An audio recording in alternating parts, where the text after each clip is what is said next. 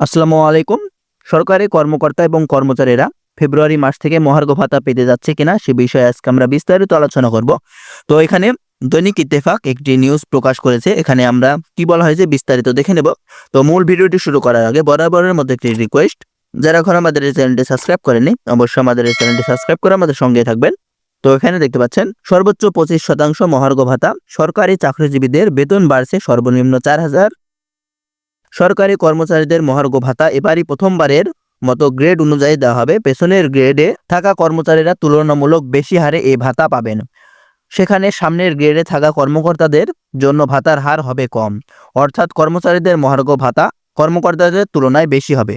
অর্থ মন্ত্রণালয় এ বিষয়ে একটি প্রস্তাবের খসড়া চূড়ান্ত করেছে, যা অনুমোদনের জন্য প্রধান উপদেষ্টার কাছে পাঠানো হবে। প্রস্তাব অনুযায়ী 1 থেকে 3 নম্বর গ্রেডে মহার্ঘ ভাতা হবে মূল বেতনের 10%। 4 থেকে 10 নম্বর গ্রেডের চাকরিজীবীরা পাবেন 20%। 11 থেকে 20 নম্বর গ্রেডধারীরা 25% হারে মহার্ঘ ভাতা পাবেন। এতে সর্বনিম্ন 4,000 টাকা থেকে সর্বোচ্চ 7,800 টাকা পর্যন্ত বেতন বাড়তে পারে। স্কেলের পার্থক্যর কারণে কেউ 4,000 টাকার কম মহার্ঘ ভাতা পাবে না। তবে মহার্ঘ ভাতা কার্যকর হওয়ার পর আগের সরকারের দেওয়া 5% বিশেষ প্রণোদনা সুবিধাটি আর বহাল থাকবে না বলে অর্থ মন্ত্রণালয় কর্মকর্তা জানিয়েছেন।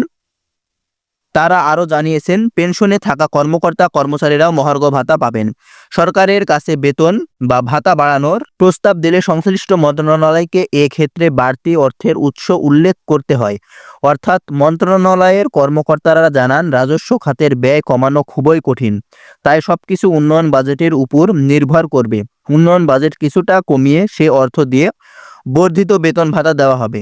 অর্থাৎ মন্ত্রণালয়ের প্রস্তাব অনুযায়ী সবকিছু ঠিক থাকলে ফেব্রুয়ারি মাসে বেতনের সঙ্গে মহার্ঘ ভাতা দেওয়া হতে পারে।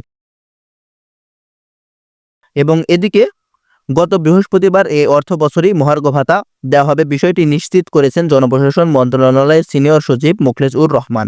তিনি বলেছেন, আগামী 30 জুনের মধ্যেই কর্মচারীদের জন্য মহার্ঘ ভাতা ঘোষণা করা হবে। তবে কত শতাংশ মহার্ঘ ঘোষণা করা হবে সে বিষয়ে কিছু জানাননি জনপ্রশাসন সচিব। তো এখানে বলা হয়েছে, দেখতে পাচ্ছেন, আপনাদের যদি সবকিছু ঠিকঠাক থাকে তাহলে ফেব্রুয়ারি মাস থেকে আপনাদের বেতনের সঙ্গে মহার্ঘ ভাতাটি দেওয়া হতে পারে, বা ফেব্রুয়ারি মাস থেকে না দেওয়া হলেও এই অর্থ বছরে মহার্ঘ ভাতাটি দেওয়া হবে 30 জুনের মধ্যে। বিষয় নিশ্চিত করেছে, এখানে দেখতে পাচ্ছেন এই অর্থ বছরেই মহার্ঘ ভাতা দেওয়ার বিষয়টি নিশ্চিত করেছেন জনপ্রশাসন মন্ত্রণালয়ের সিনিয়র সচিব মোখলেছুর রহমান।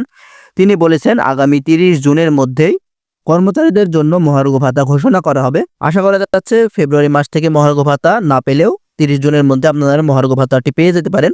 তো আমাদের এই ভিডিওটি পর্যন্ত। পরবর্তী আপডেট পেতে অবশ্যই আমাদের চ্যানেলটি সাবস্ক্রাইব করে আমাদের সঙ্গে থাকবেন। ধন্যবাদ সবাইকে।